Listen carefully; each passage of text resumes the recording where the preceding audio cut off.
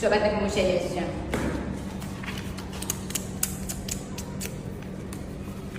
اینم برگرد 2 از 10. این کلاس متاسفانه نمرای خوبی نداشت. بچه همه نامید کردیم واقعا. خیلی نمرای اینقدر بدی گرفتیم رو نمیشه اسمتون رو حتی بگم.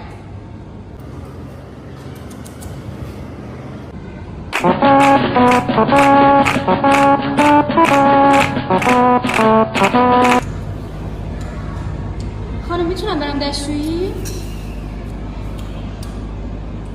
نه عزیزم زنگی تبی چیکار میگه دیگه؟